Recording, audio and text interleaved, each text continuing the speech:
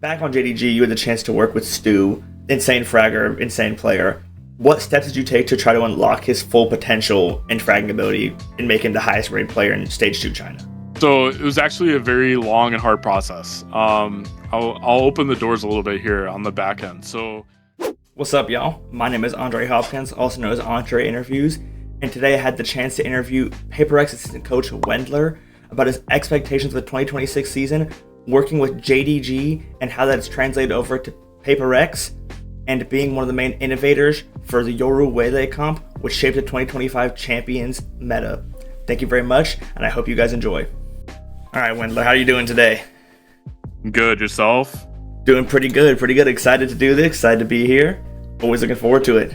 So, my first question for you is just how long have you been in the esports industry? How long have you been at this? Let's see. I probably officially only about, this is gonna be like my second year, being officially with the team. Probably about 3 to 4-ish in total. The first 2 were a lot of just volunteer assistant help with G2, just working with Josh behind the scenes, not in a official capacity. That ramped up the second year in with him, where I was responsible for a lot more playbook development on top of just sending him match notes or scrim notes if it involved the playbook, just to provide feedback there. And then last year, obviously, I was with JDG, and then this year I'll be moving on with PRX. So probably about 4 total, but two in official capacity. Why did you decide to pursue coaching for Valorant? The main thing is I always wanted to do coaching in some capacity. I originally thought it was going to be more football. Football was my main love, but ended up just kind of situation not working out. Obviously, COVID hit, changed a lot of things.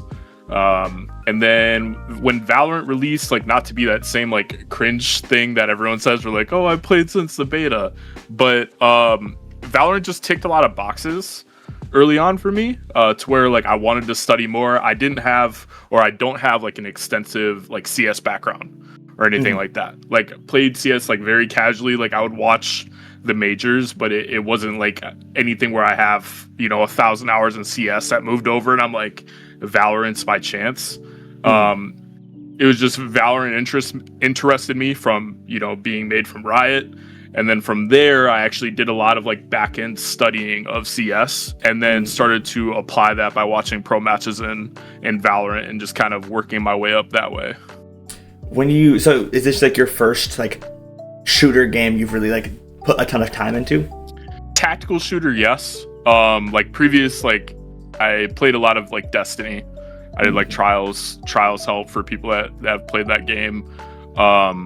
That was probably my main home game. Other than that, Battlefield, nothing extremely competitive, I would say. Nothing in the sphere of high-end Rainbow Six or high-end CS or high-end Fortnite, anything like that. It was just mostly just Destiny. Battlefield was what my background was before this. So do you think there's anything you've learned from, you talked about with football and trying to become a coach there, do you think you could bring anything from analyzing and coaching football to Valorant as an ideology? Yeah, there are things I've done already in that regard, actually. A lot of my coaching philosophy is actually based around taking ideas from football and then trying to mix them into how I can apply that to Valorant. One generalized example was during the peak Teo meta. I would often describe Teo and Fade in those comps being equivalent to having a too high safety, where you just have a safety, you're just playing zone coverage and shifting around.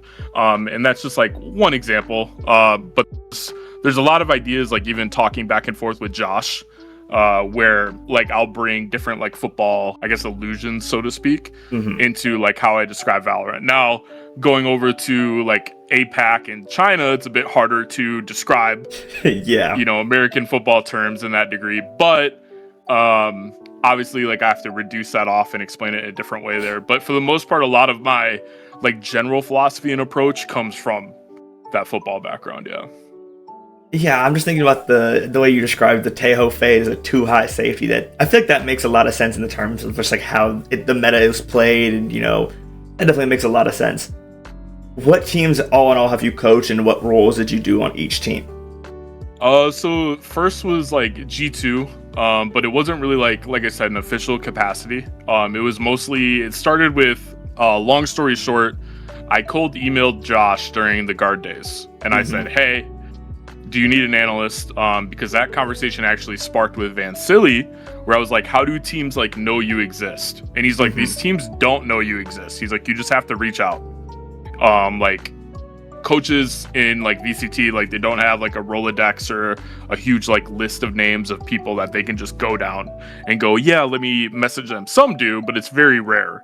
And so he said to reach out to teams. I reached out to Josh during the guard days. He gave me a task, but I was already like behind in his process. And on top of that, it didn't really matter anyway, because the guard didn't give him the budget to sign whoever he picked either way. So it wouldn't have mattered. But I just kept communication with him over that course of that year.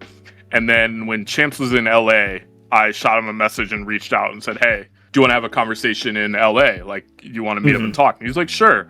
And so there was a lot of like kind of gauging questions that he gave me when we talked, of just like, how do I know like you're ready for this? Because I didn't have that CS background, which is really important early during like 2022, 2023, when Valorant wasn't really evolved yet into its own game.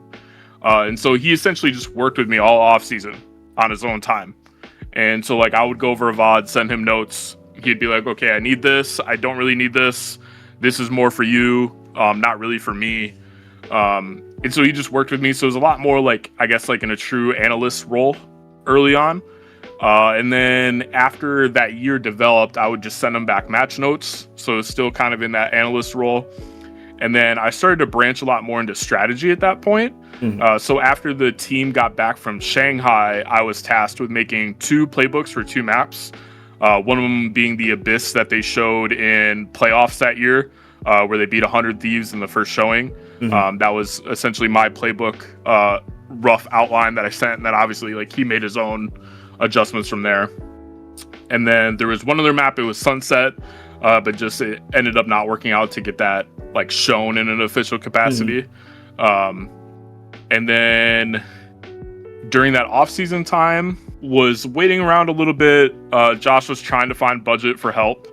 And then that's when JDG essentially hired a middleman to find Western coaches to bring over. And so I was able to get that position, and then that was more an assistant coach role.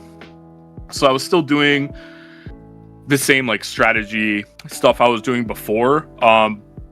But my role with JDG was kind of, I mean, even my role with PRX now is kind of unique, but it was more like assessing what they were missing and then how I could provide the experience I had to help them kind of move forward.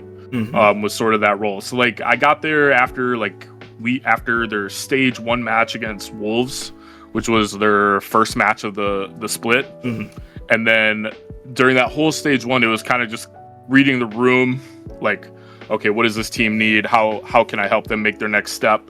And then in between stage 1 and stage 2 is when we started to implement a lot of those changes, which was mostly around like adding structure to a degree. Because I think that's a big thing that a lot of Eastern teams are missing, is that sort of structure. And then, like I said, from there it was just applying that. We ended up missing playoffs by essentially 1 win, which sucked. From there, they were willing to let me release out of my contract early, which was super nice, just to try and help some teams at Champs.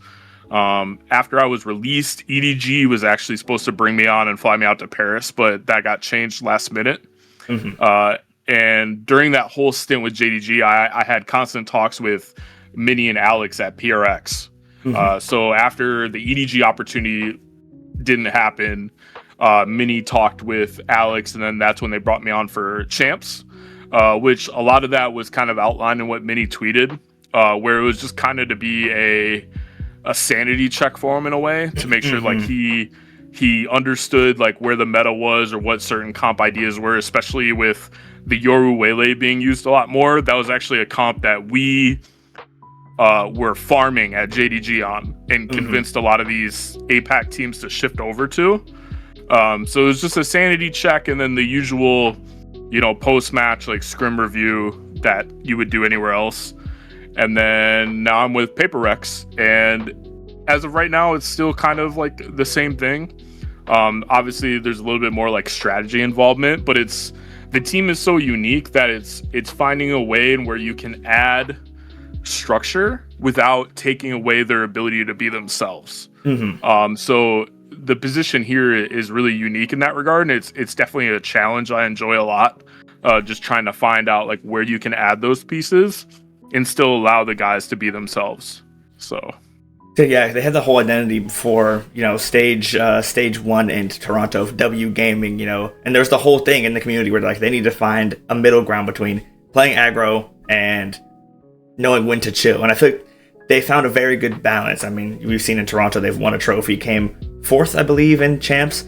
There's a beautiful middle ground there between being your identity, finding yourself as a team, but also knowing when it's just time to take the foot off the gas. Right. I want to bring this up, but you said something about it. You were one of the main innovators behind the Yoru Waylay comp, which was super popular at champs with teams like PRX. They ran it pretty much every game. What did you see in those two characters that made you realize they would go well together? And then playing against it, what did you have to do to strategize against a comp that you created? So going in, it was like us. We first tested the comp on Corrode, but it was actually us and RRQ. RRQ had the combo first. We played a different double dive. But RRQ actually went away from it, and then we just kind of took their base idea. I've been a Waylay coper since Waylay's release. I thought Waylay I thought like she was good. I didn't think she was like OP at release, but I thought she was good, especially like with the Teo Breach combo. And I still think after that on certain maps, she was still good. It was just teaching like a new way to play the agent, similar to Yoru. Like not as strong as Yoru has been. Obviously, like Yoru hasn't been changed at all, really. I mean, he just got nerfed, but during that 2-year stretch, he was mostly unchanged. But after seeing RQ do it and being a Waylay enjoyer myself, I was like, yeah, we should take this. And the whole premise is you have an ability to self-entry. You have the Yoru flash combined with I ultimately wanted Astra in the comp more than I wanted Omen, but Omen was just so easy to use before his nerf, especially with the paranoia to guarantee you could get into sight.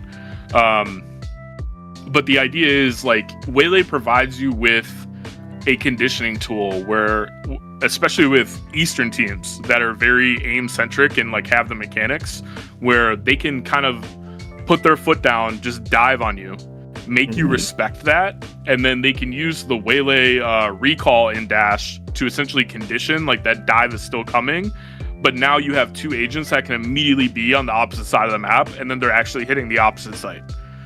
Was sort of like the general basis of the comp. We farmed, and like I'm not exaggerating, like we were farming in scrims with that comp.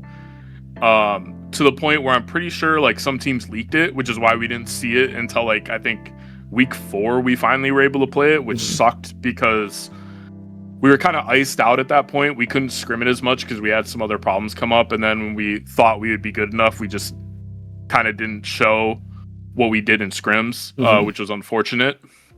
But like us scrimming PRX on that map was the reason that PRX ended up taking that comp for Haven. Where Alecks and Minnie would DM me about a few ideas, and then DRX like last minute, to my understanding and knowledge, DRX they swapped like last minute to that idea. I think Bind was probably their best map that they had with it, and they kind of adopted that more like mosquito style that everyone kind of called it, where the way they would dive, throw the saturate, come back, and then they would just flood behind it. Like I said, I just think the agent pairings were very powerful. And I enjoyed the conditioning tool a lot of like faking your exec and then being opposite site. And then the other, I guess, final point before we get into how to counter it is Waylay's ultimate, I think, was underused for the longest time, like correctly. a lot of teams would brute force it onto like sites themselves. But before like the area of it was changed in the recent patch, there were actually really powerful applications you could do. Like, for example, retaking on C site Lotus. A lot of teams would use the alt and use it from like waterfall to site. But where I found it powerful is when you have all these teams that are playing offsite post plant, you can actually use the alt from waterfall to C main, and it fully blocks out everything in C main. They can't contest you, and then you can just freely retake. So I liked it a lot more as like a extension tool, and you saw that a little bit at champs where teams would like use it on corrode from like A main to elbow or B main to like art, where they're actually hitting the outsides of the site and not really prioritizing it as like a site slam alt. As for countering it, the big thing, and I think it was hard or oppressive at times, depending on how successful or how good teams were at utilizing that like mosquito idea. Because it's very frustrating to try and hold a site and then you're just getting like essentially double dive bombed. Like we saw even with like Ospas using it on corrode, where they're not playing like the Yoru combo, but they're doing where like Waylay will dive, saturate, come back, and then there's 3 people just trailering behind him to just fill off the pressure. So the big thing there is just understanding that where the team essentially has to sell where they're going through that use of that util. Like DRX, for example, wouldn't really ever use it in a way to install fakes. They would always dive and end at the point that they would dive at typically. The scary thing for them was on maps like Bind. It was a lot easier for them to kind of abuse this because they had the Yoru Waylay and there's TPs. So you knew as soon as like an op was online that you have to check showers. Like on their defensive side, you would have to have someone check showers. If they're not there, they're probably long, or they're just slamming through a TP right away, and you have to solve that position quick. So there's a few like tendencies, without getting like into too much specifics, that you can kind of pick out. And that's like, again, just to kind of relate back to the football idea. A lot of the things I look for in VODs when I'm like scouting what a team does is looking for those tendencies and kind of creating those like game plan keys that they would do in football. Similar way. So it's just understanding like where they show is where they end. And then just being able to either get an early like operator online to sort of tax them, or like even a judge to an extent where you have to force them to use more site clearing util earlier. So they can't just walk up for free and then just exec and then hit you with like the double dive. Some teams were able to slow them down. You saw them get punished a bit, especially on other maps where they weren't as refined with this idea, or it wasn't as accessible for them to do it. Like it's a lot harder for a team to utilize this concept on Haven than it is on Bind when you don't have the TPs to save you that 10-second rotation gap. But yeah, that's, I guess, like without getting like too much into like the nitty gritty details, it's just keeping an eye out for those tendencies and just making sure that like players don't get frustrated.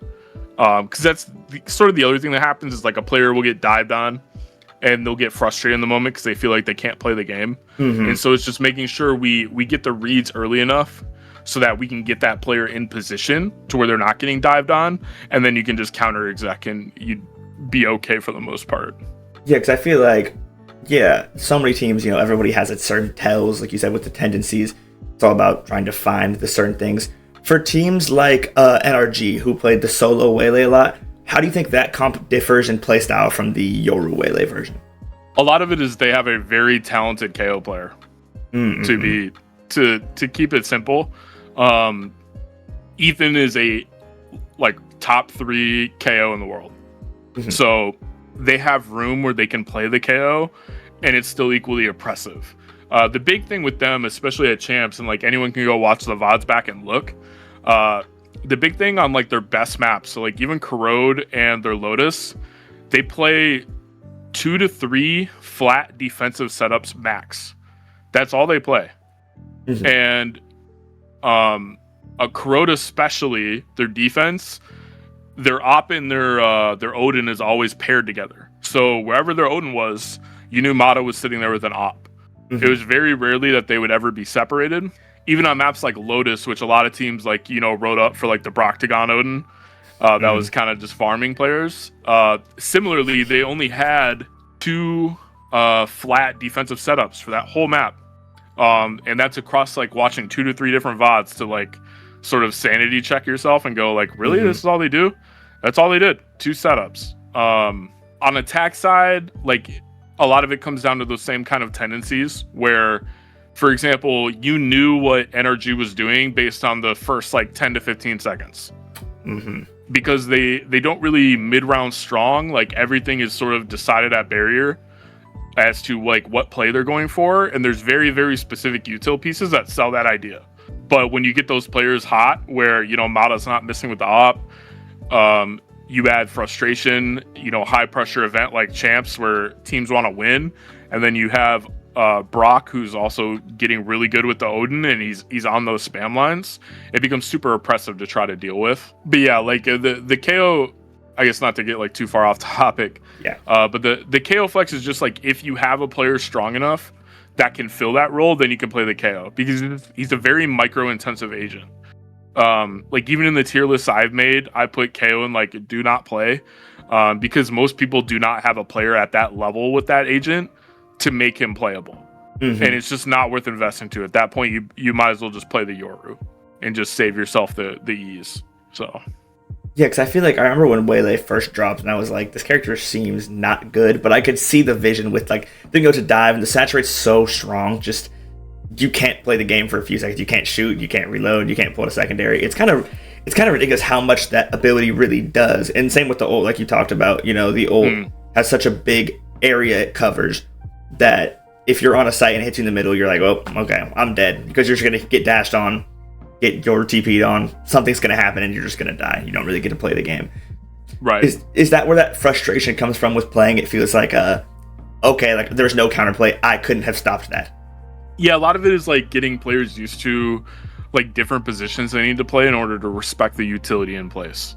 It was the reason for the longest time, like I actually called for Omen to be nerfed like a lot of last year.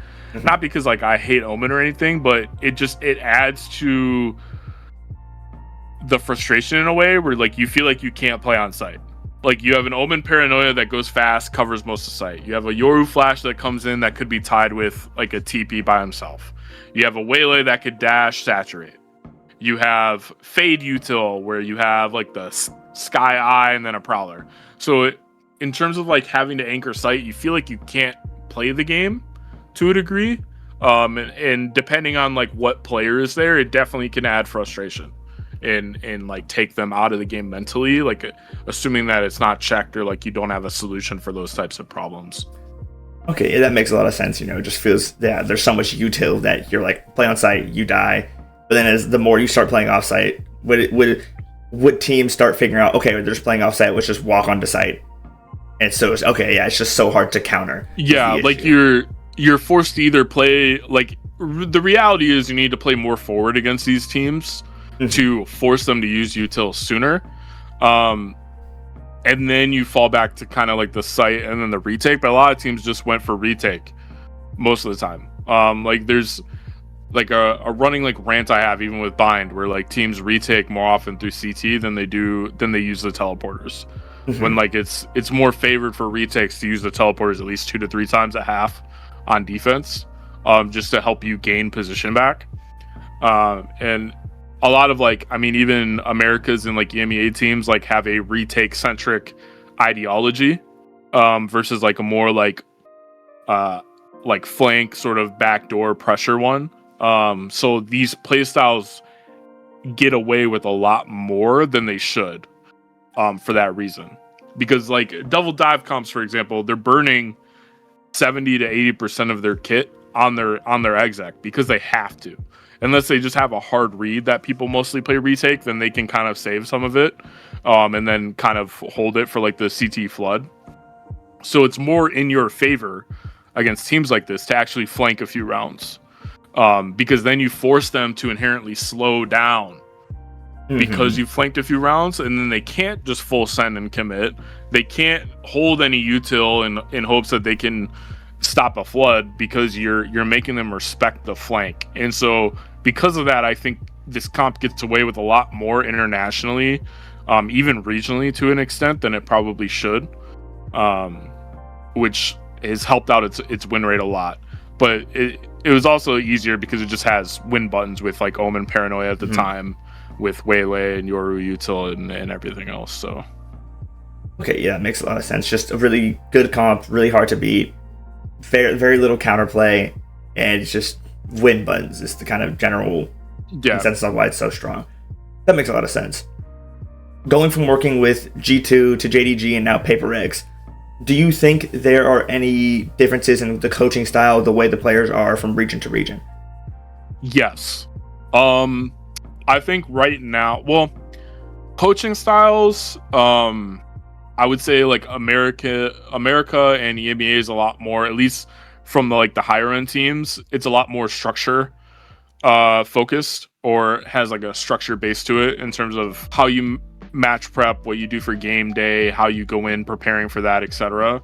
Where a lot of the Asian Eastern teams don't really have that same structure. It's mostly like some coaches are trying to implement that structure, like Frost, for example. Like Frost went into Talon like implementing that Western style structure, because it is important. But I think a lot of like Asian Eastern teams just kind of go in and they scrim and then they call it a day. And then on like match day, you have these teams with a huge list of notes for like prep that is just impossible to realistically prep for, because you don't have the structure in place really for it to like be understood in a sense. It's almost like cheating on a test last minute, where you just have like, huge list of like pre-prep notes for like an open book test. So like my main job for like both teams is just like I mentioned, like finding that structure, like where JDG is a lot more structure intensive than PRX has been so far, because the players simply, like, there's talented players on the team. Like obviously they had Stu, Zian was also very good when he was there, but the combined gunpowder of the team was not at a level where you could argue that okay, we can take some structure away. We had to enact structure, like especially into stage 2, because J. Curl was learning IGL, or like reacclimating to IGL after a while, and then we also had to bring up an academy player. So I had to add structure in order for that team to be successful. Like I can't just give them an open book and be like, all right guys, like the util. Like we had to map all that information out, and like how we prepped for game days and whatnot. PRX is a lot more on the opposite side, because everyone is so talented, where it's sort of like I said earlier when we initially talked, it's just kind of bridging that gap of how can I give them like a little bit of structure to make them a little bit better, and not make the players feel like they're losing their ability to make decisions. Because that's sort of a risk you can run into with adding too much structure, is you take away players' individual freedom, and most players won't like that, especially very talented ones. So it's a very unique experience in a way, because like even Minnie's publicly talked about it, where like he felt like a fraud almost, because he would, with Fnatic, he's working with Boaster like overtime at night to like build playbooks and game plans for the next day. And then you go to PRX, and like these guys did not, and this isn't anything new, this is stuff Minnie's talked about, but like they didn't openly use Valoplant. So like if you watch them play and you're like, wow, like their Sunset, for example, and you're like, wow, that like combination of util they do is crazy. None of that is prepped in Valoplant. Like there's not like a playbook that they go to. Like they go in with a comp and they're like, this shit's cool. And then they perform at the level that they perform at. Like it is the most, like it's still watching scrims every day now. Like it's still the most mind-boggling thing, like seeing how talented they are and how they can just take an idea and then just apply it. Where I don't need to talk about util, I don't need to talk about like where things need to be placed. Now there are some like times where there's optimizations that I'll suggest, where I'll be like, hey, instead of this year, like we should apply this here positionally. You guys played it this way. We should change it to this way. But outside of that, like a lot of that structure I normally would add is just not needed for these guys. So in terms of like talent, I think APAC is ahead right now because they have just a lot more ranked grinders. And this is something I've talked about like in a few different Discords with other coaches. But there's players, for example, that I will take off my scouting board if they are not playing ranked enough. And some of that is maybe like cultural differences. Like there's people in the Americas that complain about the state of ranked, but it's not like it's any better in APAC, and these guys are playing 2 to 3 times the amount of games. And it's very clearly translated. Like JT, for example, has worked on like a relative rating scale for like players that grind ranked, and then how that translates to like the pro level to where there's actually like valid relevance to ranked play and the amount of games actually equating to success at the pro level. And I think that there's a lot of America's players that are content with not playing as much, thinking they'll be fine. And then we wonder why teams in Asia are sort of like starting to bridge that gap from what it used to be and like being a lot more competitive. Especially if you want to factor in things like champs, where there's a lot more volatility. Like champs is not really about like long-term consistency on the season. It's just about who's getting extremely hot at the right time. And you see these Asian teams sort of like edge that gap like year after year after year for the most part. And a lot of that is just due to that ranked commitment. China, I think, is in a unique spot. They have some very talented players. There's staff that does understand what they're doing. Like I would put Ego, my former head coach, up there with the likes of like JoshRT and Mini in terms of like strategy understanding. The main issue in China, I think, and this is something I even talked about while I was over there, is scouting in that region is immensely difficult. It's impossible to like there's a version of like VLR that has teams. But the problem is, and like, if we take last year for an example, Americas, the academy teams all play in the same like tier 2 VCL. The teams that do have academy teams, that is. So you can very easily, like even in APAC, you can very easily look and be like, okay, like this is the academy team. These are the tier 2 teams that are good. In China, it's like borderline impossible because the tier 2 teams play in like its own separate league than the academy teams do. The other issue is the academy teams in China, they play in their own isolated league where all the maps are legal. So like when we had to call up the KK the academy player, he was coming off playing like Breeze and other maps that were like long-standing removed out of the pool, and then having to get him used to the current map pool. And on top of that, like they don't play like some of the academy teams can like scrim tier 2 APAC teams, but it's kind of like on the rare end. But their competition, they're not really playing a heightened level of competition that the other academy teams in other regions can play. So it's really hard to assess if skill will translate properly. On top of like just finding general like tier 2 Chinese talent as well on top of that. So like you'll see what a lot of these Chinese teams are doing now, where they'll import players that like some players on like VLR, I think Slow put out like a running like half joke of, if like you have, you know, Chinese descent, like change your VLR flag to the China flag. Dead ass, that has gotten people like interviews and positions just because of that, because that's how desperate these teams are to find any level of talent to replace. And like you'll see the other thing a lot of Chinese teams do is they'll just go into APAC and they'll just recruit like an import out of APAC that way to try and cover the gap. So that's something I'm curious, like if that will get better into next year or not. It's something it's really hard to say, but that's definitely like I think a big difficulty for China to take that next step is having that difficulty in like proper scouting, because I felt like it was impossible when I was out there and I was trying.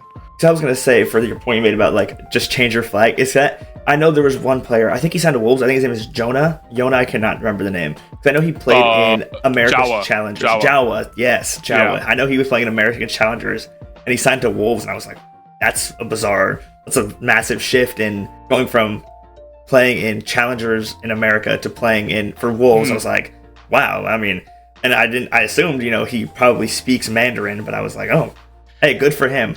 I have no idea. Yeah, that connection, I think it was when they were in Toronto. They scrimmed the team that Jawa played on, and I think that's how that, if I remember correctly, that's how that connection was made. But yeah, no, a lot of players like from America's changed their flag to the China flag and like got offers or inquiries from Chinese teams. Okay. There a lot of teams are looking for any like form of base Mandarin. I mean, I'm of the opinion after being in that region that if your team doesn't speak a strong unified language, you won't really be successful. Like there's obviously like some people will hear that and be like, well, like Dragon Ranger Gaming is sort of the same thing where like they speak mixed. Fangier just got signed to like all gamers who came from EMEA. But like I just think it's so hard. Like I think like DRG's run was kind of a miracle run in a sense. Like people might not want to hear that, but like if you look at the group they were in compared to the group we were in for stage 2, like they were pretty set up to be successful out of that group. Especially like going into like playoff seeding and whatnot. And I think long term, like I mean, it honestly depends if Riot will change the import rule to allow like 2 imports again as well. But I just don't see teams having much success if their team isn't unified. Like we ran into struggles at JDG.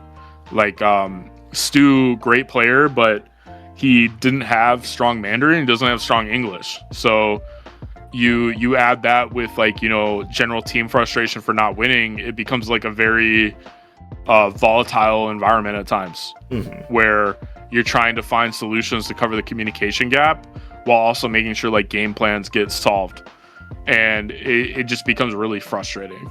So I think that's why like a lot of the good Chinese teams do have that sort of unified communication line, or at least bare minimum everyone has like a general understanding of English, and then when the English speaking players die, they can speak Mandarin to like obviously like the internal comms for ease. That's usually like the exception, I would say, for it. But for like teams that don't really have strong English and don't really have strong Mandarin, I think you're asking for a lot of work and a lot of like exceptions in that regard. So definitely makes sense. I mean, if you can't communicate, game's gonna be 10 times harder. That's baseline. That's just how that works. Yeah. What is a tip you'd give for somebody trying to become a coach or an analyst? A tip I can give, it's kind of generic, but it's just do shit. It's the same tip I got from like Minnie, from Anders. You just do stuff. Obviously, like the situation I'm in, like I can admit, like there's definitely luck involved. Like there was luck that I was able to meet Josh at Champs. There was luck that I was able to have a conversation at work with him and like get the opportunity. But what's not seen is like all the work I was doing behind the scenes to prove that I could hang at that level and I understood what I was talking about. And a lot of that was just me doing stuff. Like I could go back to like the first like analysis report I sent Josh for like that guard position. Awful. Like comparing it to like now, awful. But it's good at the same time to have that, because you have like a point of like comparison from like where you were, and I wouldn't be where I am now without doing that and like understanding where I needed to go. And like same thing with like initial playbooks I built. Like not so much that they were awful, but it was more that they were like unrealistic for like a team to do them in a game. Like there was too many exceptions compared to now, where like there's a lot more like understanding I take in of like what is expected of players to do like within a round. And obviously like there's flexibility in terms of how I map certain things out based on like player feedback and whatnot, and you tried in server and everything else. But the most important thing is you just have to do stuff. And like the other thing is reach out to staff. Like the same thing I mentioned at the beginning of the interview with Van Silly telling me that teams don't have a long list. They don't know you exist, and they can't assume you exist. And that doesn't mean that everyone will always respond to your work.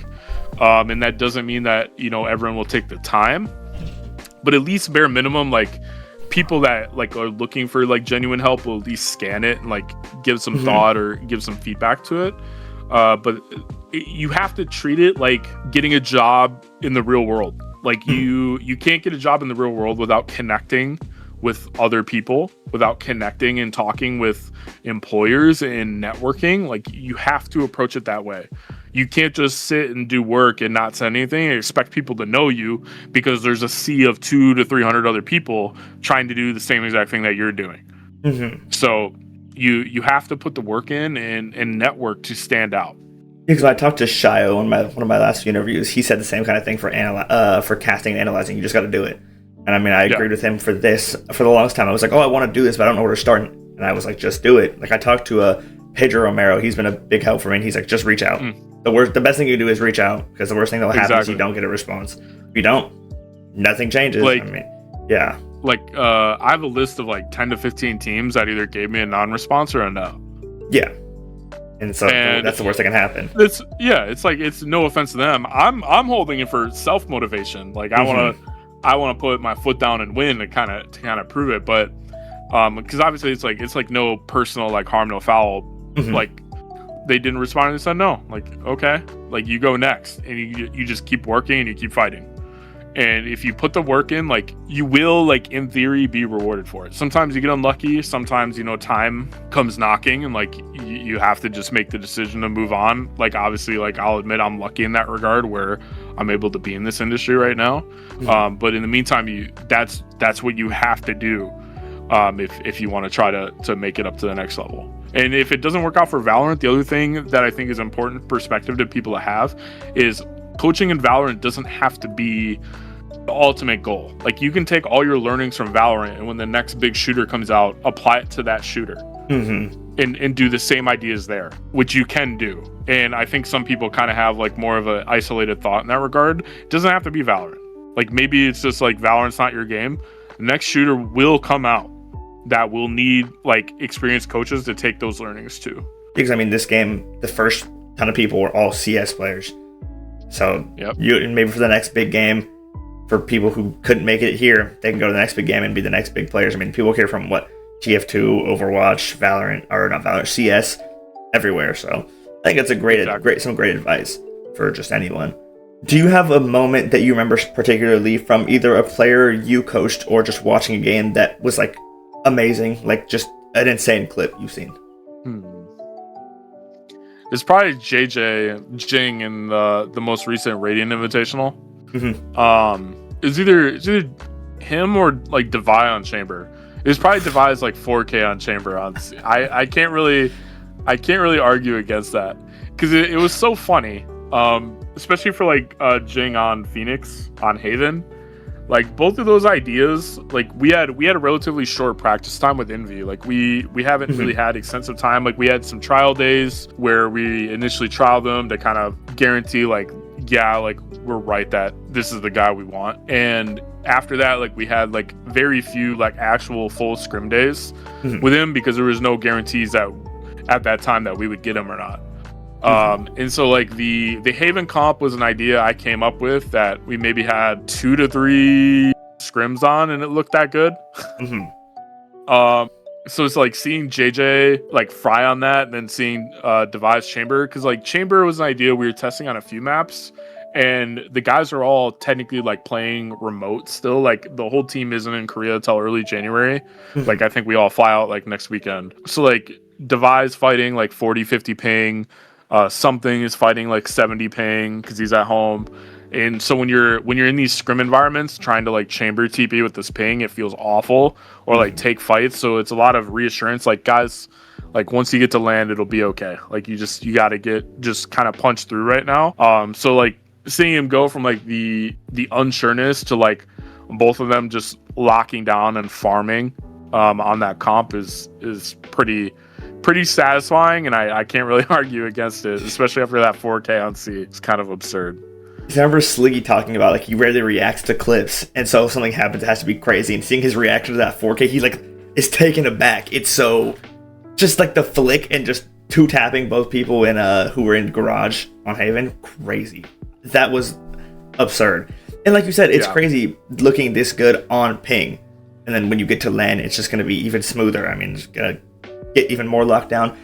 I also love the tweet where somebody's like, "Oh, I don't really like the Phoenix Astro," and you just reply and say "noted" in the Twitch chat. That's hilarious. Good thing Twitch chat can give some good advice to a coach. We can get that sorted. Yeah. I'll note that down. You worked with Ego and Mini and are currently working with Alecks, who are 3 super long tenured, really highly respected coaches. What did you learn from them, and do you have any big takeaways from your experience on what you can bring to teams now?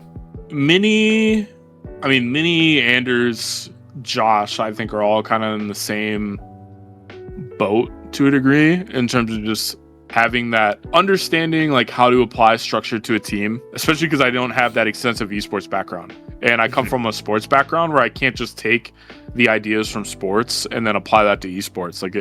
Like the type of player is different. Like they're more isolated, not really as social.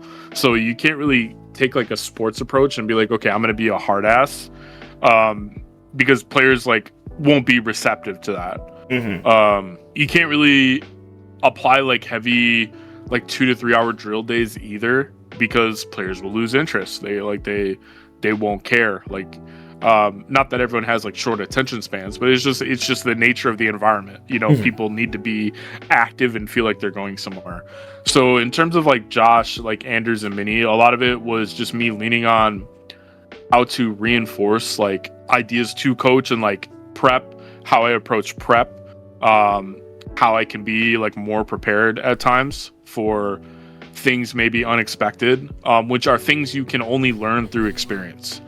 Like there were a lot of times after games at like JDG, because like I had high hopes over there. The team had high hopes. Like I wanted to make playoffs. I thought playoffs was a very like achievable thing. And there were just a lot of like other factors that I sort of leaned on Josh for in like DMs. I don't really want to like say publicly, but just different, just kind of like almost like positive reinforcement in a way of like, you know, this is what you should be focused on. Like don't really think about this too much. Like worry about this. Mini, in terms of like PRX specifically, was just sort of to help ease how to approach bringing ideas to this team. Because like there were a lot of things even in notes I gave him for like champs, because like the way the relationship worked at champs is like we would sometimes bring Alecks on or like a call just to quick over an idea, but it was mostly like me and Mini would talk. Mini would take the ideas and then simplify them in a way because he has experience working with the team, and then would feed that to the team. So I didn't really have direct relationship with like the guys or anything during champs. So it was a lot of just messaging Mini of like, do you think this idea would work? Do you think this is too much? And just trying to help me ease the approach to help the PRX guys be like the best that they could be, and like make sure we're approaching the off season with some efficiency like going forward. Because for example, like the big one is like multi-step defaults, which in the current state of the game is not really as relevant anymore with the initiator changes, but something like I would map out and like Valoplant and send to him, and he's like, this is too much, like it's just not feasible right now. So there's a lot of just back and forth of like I said, like finding where I could add that sort of structure and have it make sense. Ego is just, I think it was more like giving him the structure from the Western side, but he was just so intelligent strategically. Like he's a coach that if I ended up head coaching a team in the future and could like work with him again, like I would contact him, like no questions asked.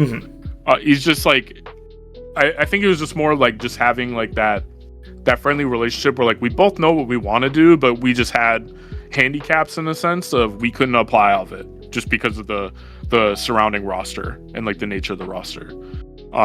But he's up there in like the same realm as like Josh and Mini. Just knows what he wants to do strategically, has the experience to do it, would probably be successful if he was on any of the other top China teams and would be at internationals. Like he just has what it takes and the understanding for what it takes. So okay, yeah, that definitely makes sense. I mean, you learn a lot from everybody, different things from different people. Back on JDG, you had the chance to work with Stu, insane fragger, insane player. What steps did you take to try to unlock his full potential and fragging ability and make him the highest rated player in Stage 2 China?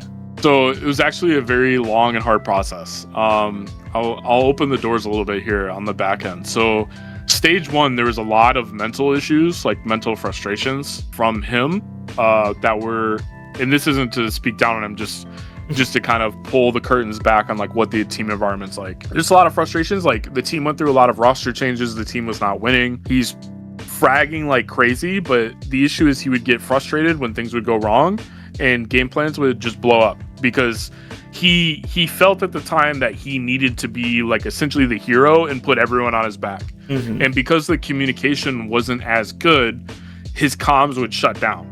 And so he would add all of this pressure on himself to be the guy to win the map, which is, as I mentioned earlier, a very, very difficult thing to do, especially against like not only higher firepower teams, but against teams that have just better basic communication. Because if our game plan blows up, then we sort of lose everything, and it just becomes the nature of that. So we had a lot of conversations in like stage one where things got pretty like heated at times in like a good, like healthy team dynamic way, where it was like culture, it was like a mix of like culture clashing to an extent, because like Asian culture is very much you show up to do the job that you're expected to do and like you do your job.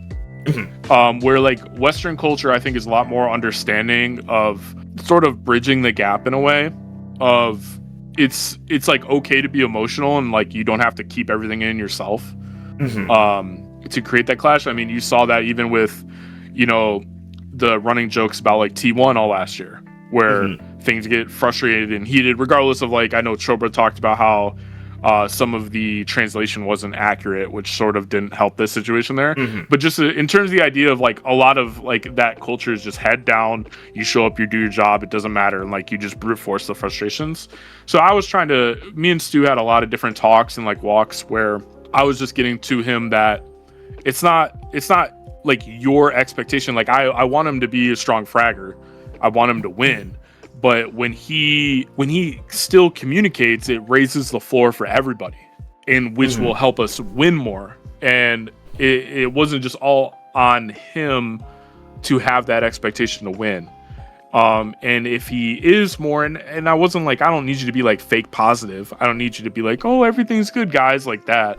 But it was just more of like making sure he stays mentally checked. Like if he has a bad death, whatever, like we set up, we go next. Like if a map goes poorly, like we choke lead, whatever, new map. And just kind of reinforcing like every round is a new round type of idea. It got to a point in between like stage 1 and stage 2 where I guess like we sort of had these conversations, but it was on and off. But in between stage 1 and stage 2, we debated changing Stu out for a new import. So like I know there was like the running rumor like about Wayne. We were the team that was supposed to get Wayne. Wayne's now on Liquid. And a lot of people would look at that and go, well, Stu's like the best performing player on the team. Why would you let Stu go?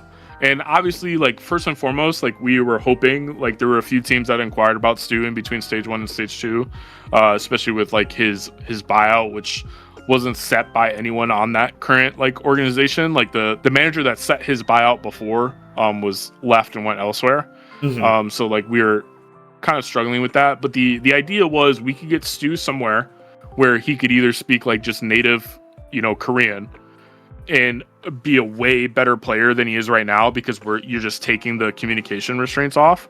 And then equally we could add a player that has, you know, a little bit better English or a little bit better Mandarin, and then our team ceiling as a whole, maybe we lose a little bit of firepower, but then we gain that communication advantage going forward, where we know game plans will kind of be fulfilled with where they needed to go. Unfortunately, we didn't get Wayne, which I don't mean to say like unfortunately as like, oh, we're stuck with Stu. But it was just like, it was a move like we were confident to do to make sure like both sides would be successful. Didn't get Wayne, so we bring Stu back in, and that's when we had a lot more of like the sort of like heart to heart like expectations. And that's something that I think he's talked to me privately about and like greatly appreciated, because he hasn't really had that before, because that's not something you usually get in like Asian, you know, cultures. You don't really get that accessibility to kind of like be emotional and like release your feelings out and like solve like how do we move the next step forward. And so it was a lot of just like sitting down with him, going through that process as a more like, I guess, traditional like football coach would.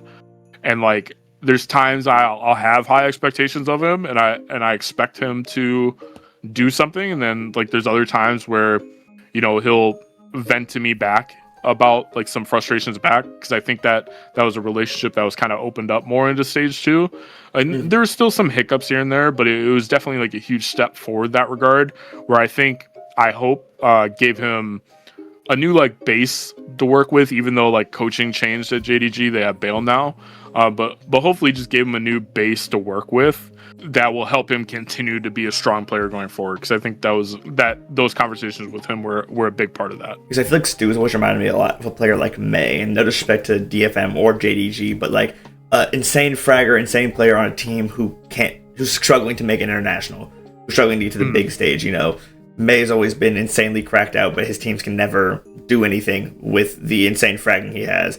And I remember when I first found out about Stu, I'm just like scrolling through VLR one day, and I'm like, this guy, he's gone plus 32 and his team is losing. Like, what's going on here, you know? And so it's just stuff like that. I could see why the frustration would build a lot. You know, you feel like, what more can I do? But like you said, opening up the communication, even if you do worse, if you can raise everybody else's floor, we can start winning. Right. And like a lot of that like selfishness was why like I'm a firm believer that JDG in like stage 2 is one of the best like Lotus teams in the world. Like they were even undefeated on Lotus after I left. Like a lot of that like was some of the structure I put in. Like we couldn't get that applied to all maps. Obviously, we were working with academy player, but we had enough of that base put in, and that mentality is what let him play so well on those maps. That definitely makes sense. I mean, yeah, just letting him start opening up, play the game his way, and kind of build around him. Definitely makes sense. My last question for PRX: signing a player like Invy with his insane fragging potential, his fade util and initiator play, how does he change the team dynamic in terms of how the team wants to play? I don't know if he's really changed the team dynamic too much. It's a lot of just getting him used to like the PRX style and like finding his place in the team. Which, like I said, we didn't have much scrims going into the Radiant Invitational. So a lot of those like best of ones, like outside of like just, you know, land jitters, getting everyone used to the environment again, it was just helping him find his place, which I think he found towards the back half of that tournament, and where he's first used, because I mean even Team Secret had a lot more structure in terms of how they approach things compared to like PRX like day to day. So initially like it was, you know, being a little bit too far behind, and then giving him a little bit more empowerment to like be forward, be more proactive with the guys. And then now I think he's finding his place in between, where like when he needs to be more proactive and when he needs to sit back. And I know a lot of people, you know, mentioned the vibes game, but the team has good vibes. Like Patman, obviously, like great clutch player. Like I didn't get to work with him too much. It was very shortly, obviously between like trials and stuff. And obviously I know a lot of people like rely on Pat for like that sort of like energetic style, but the team has that. The team still has that. If anything, like Pat helped the guys, I think, learn as a whole how to enjoy the game more. And he sort of had an effect that way. So would you say that kind of thing, that even with his departure still can teach the team, even with him not being there? Yeah. Okay, that definitely makes sense. I mean, yeah, because there's so much talk online, you know, Patman, Invy, and I think they're both just great players. I think Patman will do amazingly on GE.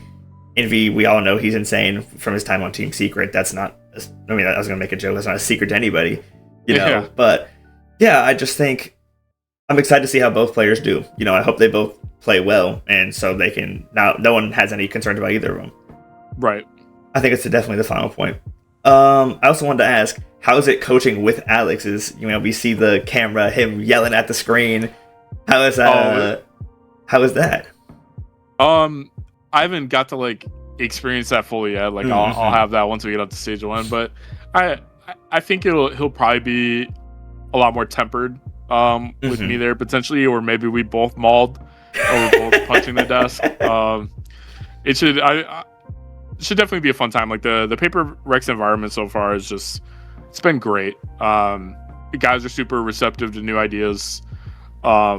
Working with Alecks is great. Like there's no, like it's definitely one of the more fun environments I've been a part of. Some of that maybe helps when you have 5 talented aimers that show up every day and just frag out. But I'm excited to get out to Korea. I'm excited to get out on stage and be with the guys in person and see what that's like. Maybe, like I said, maybe we both mauled. Maybe we're both silent some days. Who knows? So. It's still so crazy to me to know that they, with all the success with the Toronto and Champs. So I remember in Champs 2024, I can't remember exactly what game it is, but they double timed out 5 rounds in, like timeout round 3, timeout round 5, and I was like, that's not good. That's something that must be going extremely wrong if you're timing out twice within the first 5 rounds. And so the turnaround from there to lifting trophies, winning Pacific all the time, which I mean they were doing before anyway, but just that huge turnaround, in terms of gameplay, vibes, and I feel like you saw Alecks molding a lot less now since the team's picking up. Still happens. Yeah, I think a lot of that too. Like you got to shout out Panda, the performance coach. Course, like I haven't talked to, like, obviously like he's around for like scrims, and I haven't really talked on like that level yet, like that we probably will in person. But I think Panda's done an insane job, like just for like all the guys' mental and like their general performance as well. So I remember before. What were you saying? I was just gonna say, like, I think he deserves like an equal shout in that regard for everybody, because he's done a great job for the team, and that stuff like even Minnie like relayed to me before like my official joining. So I was gonna say, I remember when they signed him, for the longest time before that, I was like, then he should get like a second coach, either if it's like a mental coach or team psychologist, something to keep it level. Like, we are good. Just if we're losing, it's fine. And then they signed him, and you can see the huge turnaround from when they signed him to win at pre-Panda and post-Panda of the team's mental, how they're doing. And yeah, of course, we don't know the, people like me, we don't know the inside dynamics, but from the outside looking in, it looks a lot better. I think that's going to be it for today. Do you got any socials you want to plug? You just find me on Twitter at Wendler TV. I stream on Twitch at Wendler. Should still be able to stream while I'm in Korea because I have a American account. So, assuming I find time, catch me live there. Ask me general questions. All right. Yeah. Thank you very much. It's been I feel like I've learned a lot here. I mean, talking to someone as in depth with the scene as you know a lot what you're talking about. Obviously, being a coach. So, thank you very much. Yeah, no problem. Thanks for the opportunity and your time. I appreciate it. Yep. All right. Have a great day. Yep. You too. Thank you guys for watching. Make sure to like, comment, subscribe. All is appreciated. Make sure you find me on Twitter at EntreInterview. Same name. And make sure to check out all my other interviews linked on this channel. I'll link them down below in the description. All the views are appreciated. And thank you guys very much again. Hope you enjoyed. See you next time.